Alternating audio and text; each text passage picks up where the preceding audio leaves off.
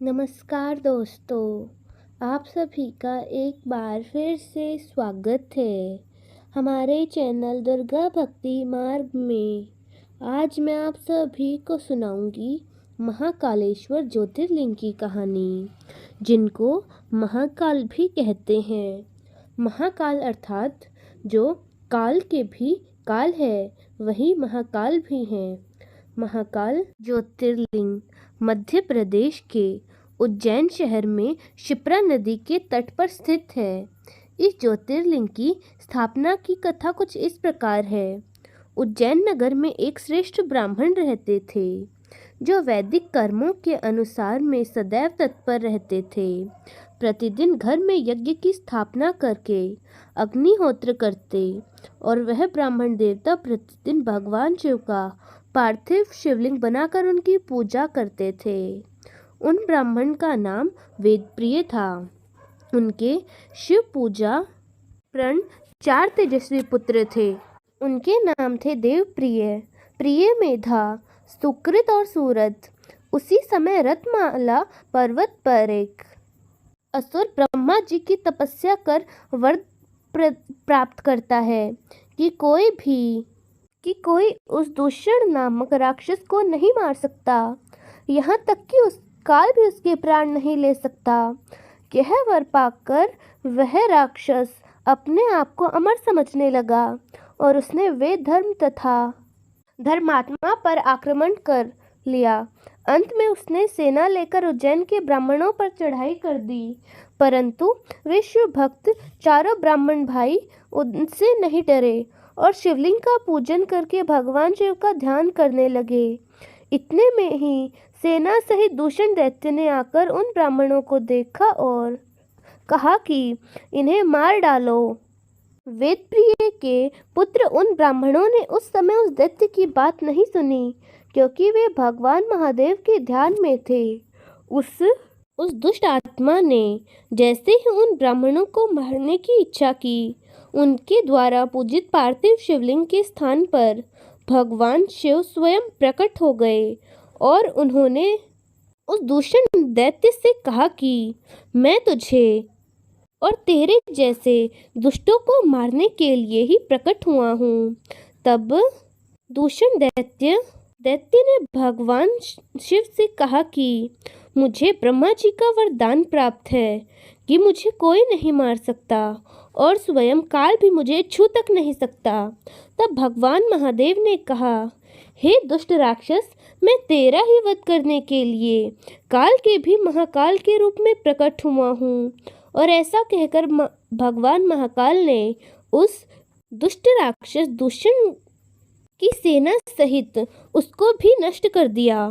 फिर उसकी भस्म से महाकाल ने अपने श्रृंगार किया और ब्राह्मणों से भगवान महाकाल ने कहा कि तुम लोग वर मांगो। भगवान की बात सुनकर वे सब ब्राह्मण हाथ जोड़कर भक्ति भाव से उन्हें प्रणाम करके नतमस्तक होकर बोले कि हे महाकाल, हे महादेव, आप हमें संसार सागर से मुक्ति प्रदान करें। शिव, आप जन साधना की रक्षा के लिए सदैव यही प्रयास करें। उन्होंने ब्राह्मणों के ऐसा कहने पर भगवान शिव वहाँ सदैव के लिए प्रकट हुए और वहाँ भूतल पर महाकालेश्वर महाकाल का दर्शन करने से कोई दुख नहीं होता और अपनी मनोकामनाएं पूर्ण होती हैं तथा परलोक में सुख की प्राप्ति होती है। यह थी भगवान महाकालेश्वर ज्योतिर्लिंग की स्थापना की पौराणिक कथा। अब बात करते हैं इस मंदिर से जुड़े कुछ रोचक तथ्यों के बारे में। उज्जैन में 1160 से लेकर 1728 ईस्वी तक यवनों का शासन था। उनके शासनकाल में हजारों वर्ष की हिंदुओं की धार्मिक परंपराएं लगभग नष्ट हो चुकी थी।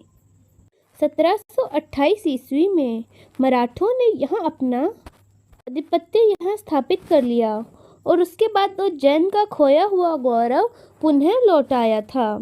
मराठों के शासनकाल में यहाँ 2 महत्वपूर्ण कार्य हुए। पहला, महाकालेश्वर मंदिर का पुनर्निर्माण और ज्योतिर्लिंग की पुनर्प्रतिष्ठा तथा दूसरा, सिंहस्थ पर्वत स्नान की शुरुआत की गई। उज्जैन के कई पौराणिक नाम हैं, जैसे कि अवंती, अवंतिका, उज्जैन, कनक, सिंह आदि। प्राचीन काल में उज्जैन सम्राट विक्रमादित्य के राज्य की राजधानी थी। यहाँ पर महाकाली हर सिद्धि के रूप में विराजमान थी, जो कि सम्राट विक्रमादित्य की आराध्य देवी रही हैं। ये चक्रवर्ती सम्राट महाराजा विक्रमादित्य हमेशा इन्हीं देवी की पूजा किया करते थे। ये माता के 51 शक्ति पीठों में से एक है। पौराणिक कथा के अनुसार यहाँ माता सती की कोहनी गिरी थी और हर सिद्धि मंदिर वहीं पर स्थापित किया गया। यहाँ पर गढ़कालिका मंदिर भी स्थित है, जो कि महाकवि कालिदास की आराध्य देवी रही हैं। यहीं से महाकवि कालिदास को ज्ञान प्राप्त हुआ था। महाकालेश्वर मंदिर 3 खंडों में विभक्त है। श्री महाकालेश्वर ज्योतिर्लिंग मंदिर के सबसे निचले खंड में स्थित है। इसके बीचले खंड में ओमकालेश्वर और सर्वोच्च खंड में चंद्रेश्वर के शिवलिंग इस तरह प्रतिष्ठित है। श्री महाकालेश्वर ज्योतिर्लिंग 12 ज्योतिर्लिंगों में से एकमात्र ऐसा शिवलिंग है जो दक्षिण मुखी है। दूषण राक्षस को भस्म कर उसकी अस्मत् से महाकाल ने अपना श्रृंगार किया था। आज भी प्रतिदिन शमशान से चिता भस्म लाकर प्रातःकाल भगवान महाकाल की भस्म आरती होती है। ऐसा माना जाता है कि महाकाल प्रेम ब्रह्मांड के राजा हैं और रात को कोई दूसरा राजा उज्जैन में विश्राम नहीं कर सकता। इसीलिए कोई नेता या मंत्री भी रात को उज्जैन में निवास नहीं कर सकते। तो दोस्तों, कैसी लगी आपको हमारी आज की यह कथा? कमेंट्स में ज़रूर बताएं। धन्यवाद।